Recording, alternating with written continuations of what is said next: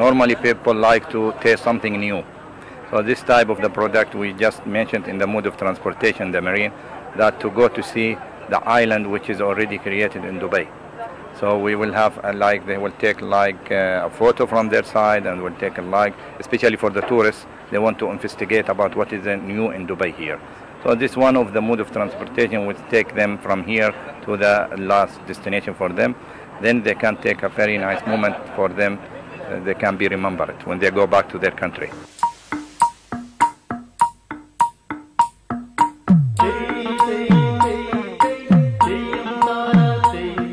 അപ്പോഴും അക്ഷമരായി കാത്തിരിക്കുകയായിരുന്നു രണ്ടാമത്തെ സംഘം. ആദ്യ ബോട്ട് സ്റ്റേഷൻ വിട്ട് നിമിഷങ്ങൾക്കകം രണ്ടാമത്തെ ബോട്ടെത്തി. കാത്തിരിപ്പിനൊടുവിൽ ഞങ്ങളും ബോട്ടിനകത്ത് കയറിപ്പറ്റി. ഈ സംഘത്തിലെ ഒട്ടേറെ മലയാളികൾക്കും കിട്ടി വിലപിടിച്ച സമ്മാനങ്ങൾ. പിന്നീട് യാത്ര തുടങ്ങിയപ്പോഴേക്കും ആകാശത്ത് ഇരുട്ട് പരന്നിരുന്നു.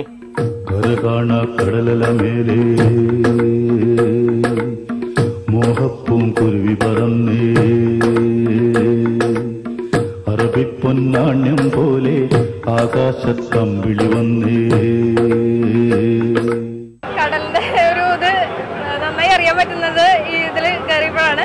ദുബായിയുടെ ഭംഗി നമുക്ക് രാത്രി കാണാൻ പറ്റുന്ന ഒരു പ്രത്യേക അനുഭവമാണ് അത്. നമ്മൾ ഇതിനു മുന്നേ മോളിൽ നിന്നുള്ള വ്യൂ കണ്ടിട്ടുള്ളത് ഫ്ലൈറ്റിൽ പോകുമ്പോഴാണ്. കടലിൽ നിന്നുകൊണ്ട് സെയിം ആംഗിളിൽ നിന്ന് ഒരു വ്യൂ കാണാൻ പറ്റി. യാത്ര വളരെ എൻജോയ് ചെയ്തു.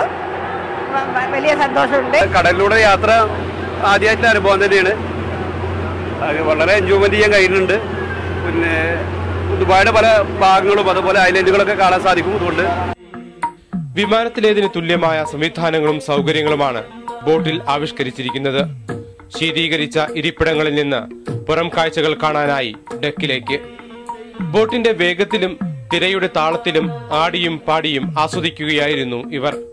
കനത്ത ഇരുട്ടിൽ പുറം കാഴ്ചകൾ കാണാൻ സാധിച്ചില്ലെങ്കിലും യാത്രയുടെ ആവേശത്തിന് ഒട്ടും കുറവുണ്ടായില്ല. Everything is dark around. Couldn't find anything, but still enjoy. It's amazing actually. But that was just too far from here to the island there. And it's amazing. Yes, we love it. Malappuram Pulamanthole സ്വദേശികളായ അസീബ്, മാസിയ, നിഷാദ്, ഫെബിന എന്നിവർ honeymoon ആഘോഷത്തിന് തിരഞ്ഞെടുത്തതും ഈ boat സവാരിയാണ്. ദുബായിലെ visitor ആയിട്ട് ഇപ്പോൾ വന്നപ്പോ ഇവരുടെ നമ്മളൊരു ഗസ്റ്റ് ആയിട്ടുള്ള നമ്മളെ ഹോസ്റ്റ് ചെയ്തതും എല്ലാ കാര്യങ്ങളും കണ്ടപ്പോൾ ഫസ്റ്റ് പേഴ്സണലി വല്ലാതെ അറ്റാച്ച്ഡ് ആയി പോയി. ഈ ബോട്ട് ഇങ്ങനെ ഓളം നിർത്തുന്നതനുസരിച്ച് മനസ്സും വല്ലാതെ ഓളം വെക്കണു. യാത്ര സ്റ്റാർട്ട് ചെയ്യുമ്പോൾ നമ്മൾ കരുതിയത് ജസ്റ്റ് ഒരു ട്രിപ്പ്, അതായത് ഒരു സ്ലോ മൂവിങ്, നമ്മൾ നാട്ടിലൊക്കെ കാണുമ്പോൾ ജസ്റ്റ് സ്ലോ മൂവിങ്. ബട്ട് ഇതിന്റെ സ്പീഡ് അതിന് നമ്മുടെ നാട്ടിൽ വളരെ ഡിഫറെന്റ് ആണ് ആക്ച്വലി. ഇതിന്റെ ഉള്ളിലെ ഹോസ്പിറ്റാലിറ്റി എവറിഥിങ് കണ്ട് ഞങ്ങൾ എക്സൈറ്റഡ് ആണ് actually. Very nicely managed everything. Arabian കടലിൽ രൂപപ്പെടുത്തിയ വേൾഡ് ഐലൻഡ് ആയിരുന്നു സവാരിയുടെ മുഖ്യ ആകർഷണം. അൽ ഗുബൈബ സ്റ്റേഷനിൽ നിന്ന് തുടങ്ങി കൃത്രിമ ദ്വീപുകളും ദുബായ് മറീനയും കടന്ന് തിരിച്ചെത്തുമ്പോഴേക്കും 1.5 മണിക്കൂർ പിന്നിട്ടിരുന്നു.